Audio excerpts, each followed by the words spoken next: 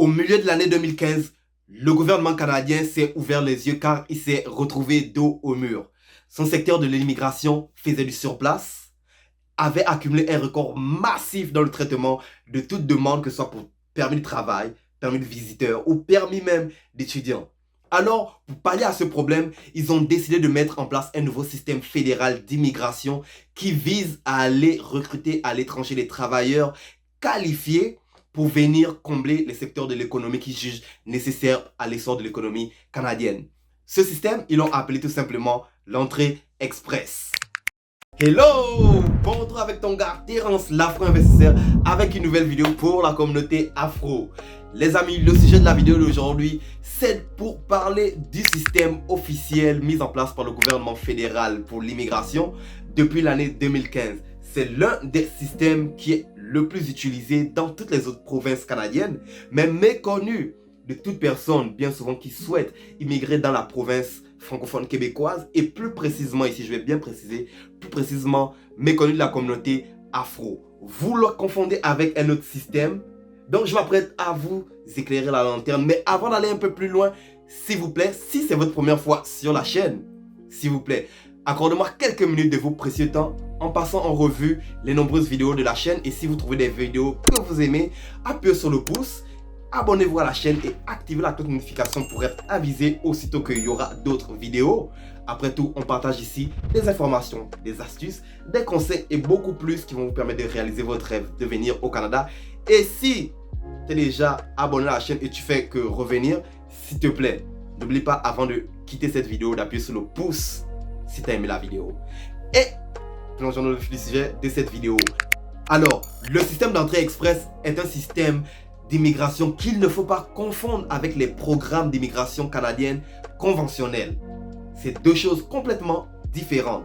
Le but du système d'entrée express, c'est de permettre à des provinces quelconques qui ont un besoin de nouveaux travailleurs d'aller dans des bassins, en anglais des pools, bien souvent que tu vas entendre l'expression, des bassins ou des pools, repêcher les travailleurs qualifiés basés sur le nombre de points qu'ils ont accumulés, basés sur 5 critères très importants. Ces 5 critères-là, je vais te les énumérer un peu plus loin.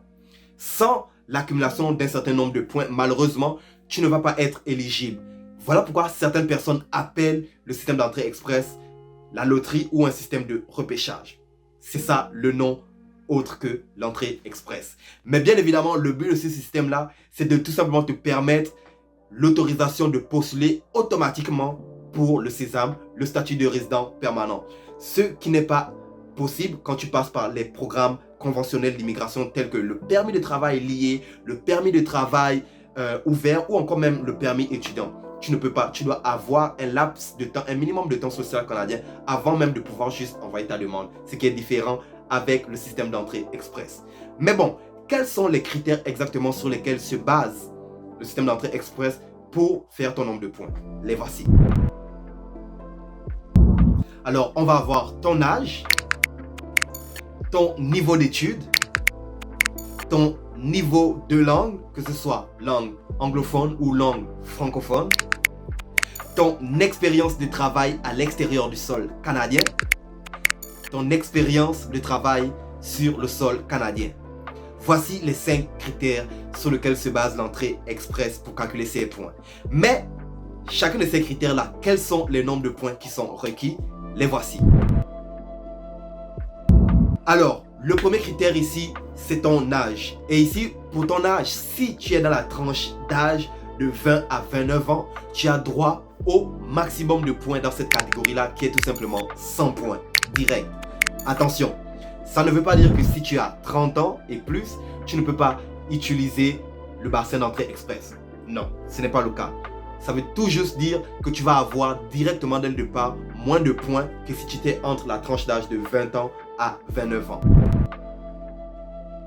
Le deuxième critère, c'est un critère très important étant donné que ça touche le secteur éducatif.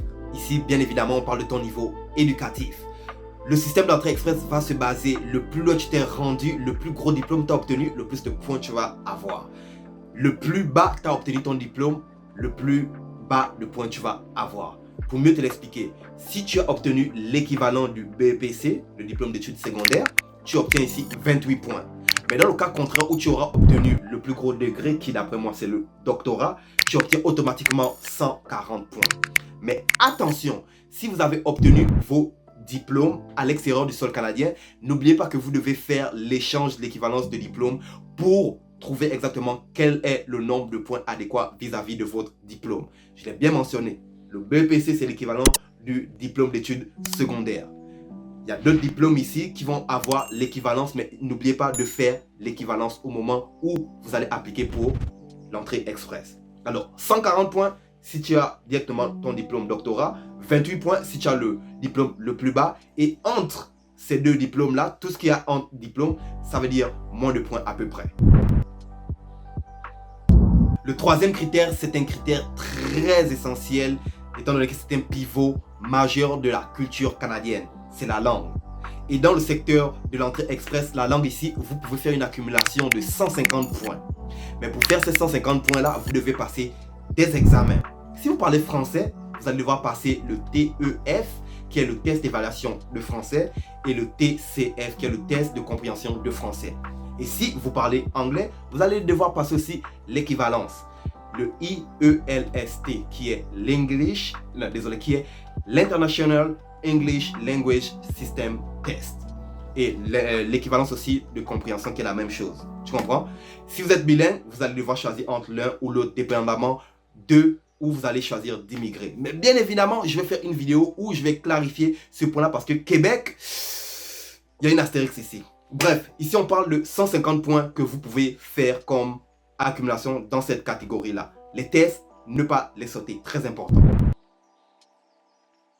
Nous voici déjà rendus au quatrième critère qui est tout simplement le critère de ton expérience de travail et l'expérience de travail ici à l'extérieur du Canada. Pour l'expérience à l'extérieur du Canada, on parle ici d'une accumulation maximum de 50 points que tu puisses faire. Malheureusement, il n'y en a pas beaucoup, mais c'est ce qui est ça. C'est 50 points parce qu'il y a deux choses sur lesquelles ils doivent vraiment aller en profondeur et ils ne sont pas nécessairement en mesure de vérifier. Alors ils vont se baser sur ta bonne foi, sur ton honnêteté comme personne. Les deux critères en question sont les suivants. Tu dois avoir eu un emploi qui a été rémunéré. Ça veut dire que tu devras être en mesure de prouver que cet emploi que tu as fait dans les 10 dernières années était bel et bien payé. Ce n'était pas un emploi gratuit. Et cet emploi-là, tu dois l'avoir pratiqué minimum 30 heures par semaine. Ça veut dire minimum entre du lundi au vendredi que tu as travaillé minimum là. Soit l'équivalent de plus de 1650 heures à peu près dans les 10 dernières années. Si tu reprends à ces deux critères-là, tu as réussi à prouver ces deux critères-là, alors ici on parle de 50 points automatiquement qui vont être octroyés. Et pour le cinquième et dernier point qui fait tout simplement référence à ton expérience de travail sur le sol canadien, ici on parle d'une accumulation de 70 points maximum et bien souvent, dans certains cas, tu peux même avoir plus de 70 points. Mais pour la générale, pour tout le monde en général, c'est 70 points maximum. Mais bien évidemment, pour être éligible à ces 70 points-là, tu dois répondre à 3 points très importants sur le sol canadien. Tu dois avoir premièrement eu un job minimum 1 an et travailler 30 heures semaine minimum. Deuxièmement, tu dois avoir eu un job qui était rémunéré. Fait que travail gratuit, bénévolat et tout ça, ça ne rentre pas en compte là-dedans. Et le troisième et dernier point, c'est de tout simplement ne pas utiliser un emploi que vous avez eu par le passé pendant que vous étiez étudiant international. Non, ça ne prendra pas ça en compte. Si vous répondez oui à ces 3 critères-là, automatiquement, vous vous placez éligible à obtenir les 70 points que le critère de l'expérience de travail sur le sol canadien vous permet d'obtenir. Là, je viens de te donner les 5 critères et le nombre de points requis pour chacun des critères. Et sur le site d'Immigration Canada, cic.gc.ca, tu trouveras une calculatrice qui est mise à votre disposition pour vous aider à calculer vos nombres de points pour l'entrée express. Mais bien évidemment, une des grosses questions majeures que tu dois te poser, c'est « Ok Terence, tu m'as donné tout ça, mais où est-ce que j'applique? Où est-ce qu'ils vont rechercher le monde en question? Donne-nous le... » Ok, les voici. Le premier programme, c'est tout simplement le programme des travailleurs fédéraux qualifiés. Le deuxième va être le programme d'échange de travailleurs qualifiés fédéral. Le troisième programme va être le programme des travailleurs avec expérience canadienne. Et le quatrième programme, c'est tout simplement le programme des nominés des provinces. À travers ces 4 programmes que je viens de vous énumérer, chacune des provinces qui se retrouvent dans l'obligation de recueillir de nouveaux travailleurs va aller dans ces programmes-là repêcher chaque semaine, chaque mois. Si vous êtes inscrit à la province en question, vous allez recevoir un email qui vous invite à aller faire votre demande.